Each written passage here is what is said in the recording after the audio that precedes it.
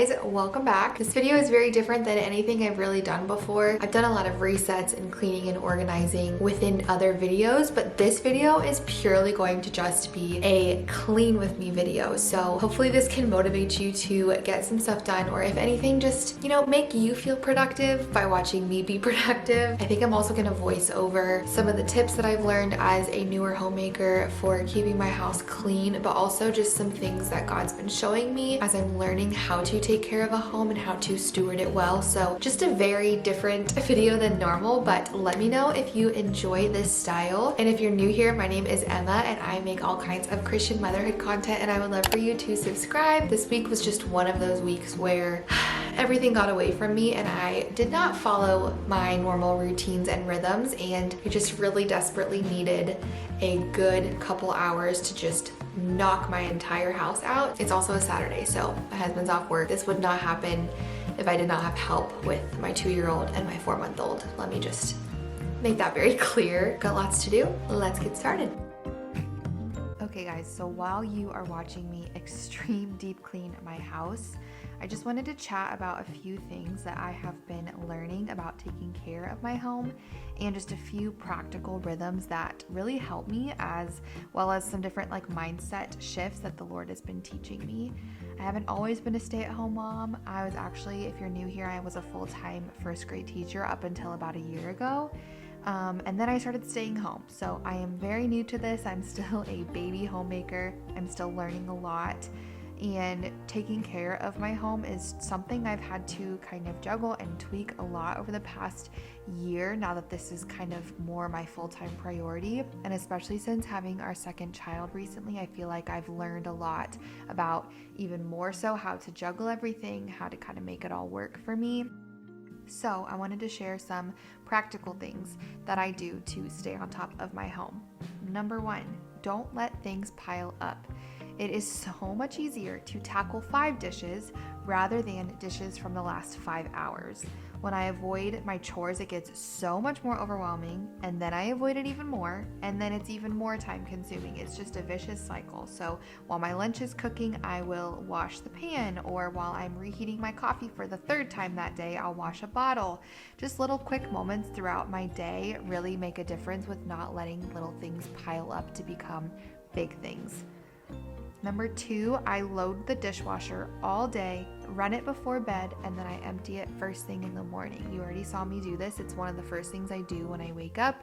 That way, when we make breakfast, I can just throw most of the breakfast dishes in the sink. I do still do dishes throughout the day. I don't put absolutely everything in the dishwasher, but it's so nice to have an empty dishwasher to put dishes in. It just makes my life a little bit easier. Number 3, do a daily load of laundry, and I also put my laundry away that day. This is something that if I don't stay on top of, it gets extremely overwhelming, especially now that we have 2 children. I don't know what it is. I only went from 1 to 2 kids, but I feel like our laundry has expanded by 100, and if I don't do a load every day, I will be so overwhelmed and it will take me forever to do the laundry. Later on in this video, you'll see how much laundry I really let pile up, and that's because it had been a few days, and it just really makes a difference. The next one is use my cleaning schedule. I've talked about this a lot, and I have implemented it for the past year. This didn't work great when I was a working mom.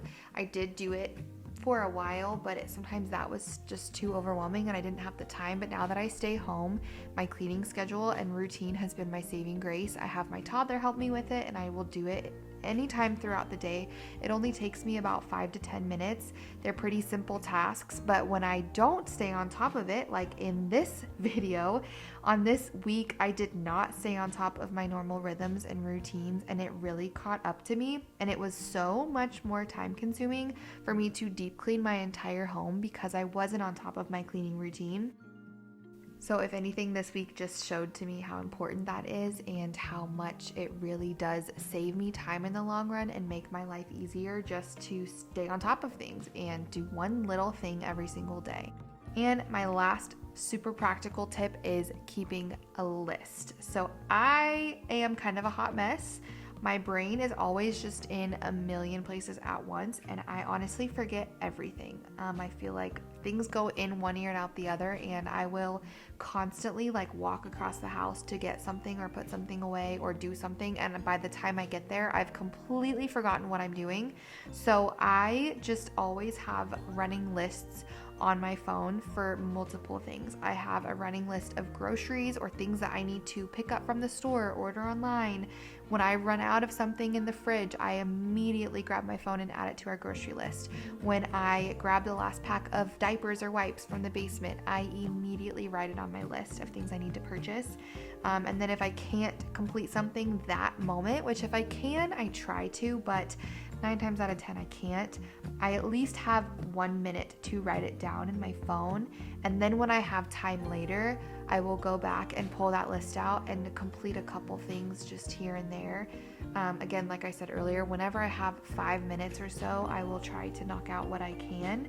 And I literally write down everything, like everything. I write down when I grab the last toilet paper roll from under the sink and I will not remember to restock it later. So I write down, go restock all the toilet paper. I write down that I need to order more diapers, reschedule an appointment, whatever it is. It's just really easy sometimes, especially when you feel overwhelmed or you're in a very busy stage of life, especially with little kids. It's easy to let all these tiny little things add up and pile up and slip through the cracks. And so creating lists is a way that I really manage it a little bit better and stay on top of it and make sure that I'm not forgetting these really important things. So these are all the practical things, but taking care of a home is a lot more than just a to-do list. It's more than having a clean house. It means having a heart to serve with gratitude. The biggest reason that I don't want my home to get to this overwhelming state isn't because my house always needs to be perfect. It's because that makes it easy for me to fall into a place of feeling like taking care of my home is a burden instead of a blessing. And this is something the Lord's really been working with me on lately, and I've been feeling very convicted about, is not allowing the enemy to convince me that my biggest blessings are actually a burden. So Proverbs 14:1 says, "The wisest of women builds her house, but folly with her own hands tears it down." The wise women is referring to like a woman in Proverbs 31, which I'm sure you know what I'm referring to, but if you don't know Proverbs 31, go read it.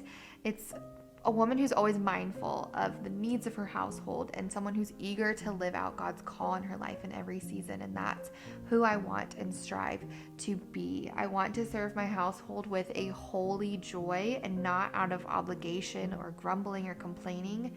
And it's really easy to slip into a place of allowing the enemy to tell you it's super annoying to take care of everything or to be really overwhelmed by it. But I just really have been reminding myself in those moments of overwhelm that my blessings are not burdens.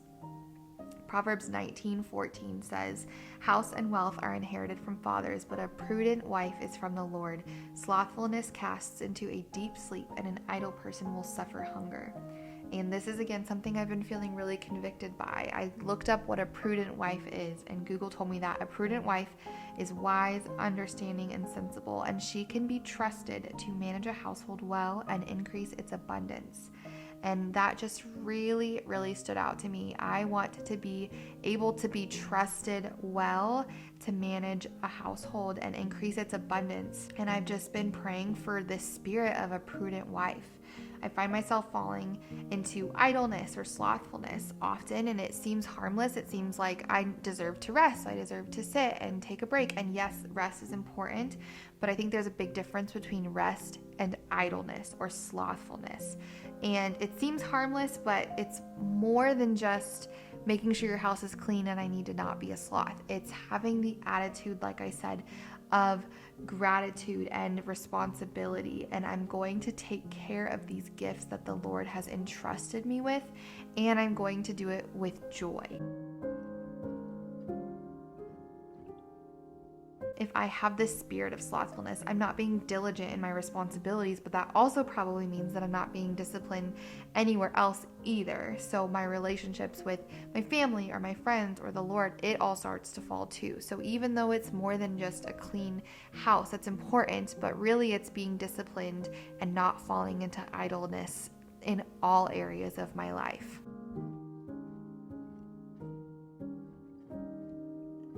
So these are just some of the things that God's really been working on in my heart lately, and just trying to kind of change my perspective. I have been going through and reading Proverbs with a lot of you guys, and I've been challenged every single day. If you've never gone through the Proverbs from beginning to end, I highly encourage you to, because there's just so much in there. And every day I'm just encouraged by how I can be better, how I can be more of a light of Christ in these small daily moments where I'm serving my family, where I'm vacuuming up my children's Play-Doh, where I am cooking dinner, where I'm buying groceries, and just using those moments to bless my family, but also be grateful and thank the Lord for them. Thank the Lord that I have a roof over my head to take care of and have a family inside of my home. Like, these are things that I have, fallen into taking them for granted, and again, viewing them more as burdens than blessings. And it's really humbling to take a step back and just be so grateful for the very little moments, like vacuuming a rug or cleaning off a very dirty kitchen table, because that meant my family had a meal around it. That meant that there were people over, whatever it might be. I do still feel like these are all things that I am very much working through and learning through as a newer homemaker. I feel like I'm in the baby stages of being a homemaker and being a mom. It's all still very new to me. Like I said, I only quit my job a year ago, and I just have really been challenged by this new season, but in the best way. So I just wanted to share my heart with you while I clean, because it's more than just being perfect. It's more than having a picture perfect house and making sure everything is always spotless, because that's not reality and that's not what's important. It's more about just stewarding what God has given me with actual, pure, genuine joy and gratitude. Let me know if you enjoyed this style of video, or there are other things that you want to hear me ramble about. I really love watching these videos. I feel like it really helps me to get motivated to clean my house and tackle my spaces. So hopefully you feel encouraged, but also a little bit motivated to get some stuff done. And I just challenge you to kind of check your mindset when you are doing things, whether you're a stay-at-home mom, you're a working mom, you're not a mom at all. You live somewhere, you take care of something. God has entrusted you with something, whether it's your very first apartment or your forever home. God has entrusted you with where you are right now. And how are you going to steward it well? How are you going to take care of it with pride and with joy, and view it as the gift and the blessing that it is? Even if it's not what you want, even if it's not picture perfect, He can use it. And He will use it. And it's more important than where you are. It's how you treat it, how you take care of it, and your mindset of gratitude towards it. And that's really what He's been showing me lately.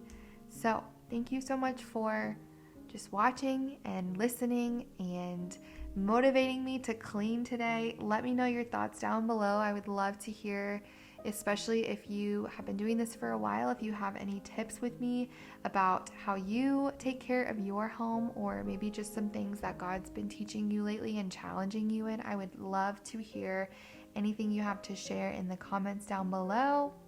And thank you guys so much just for being here, for watching me, for supporting me, and I will see you guys next time. Bye, friends.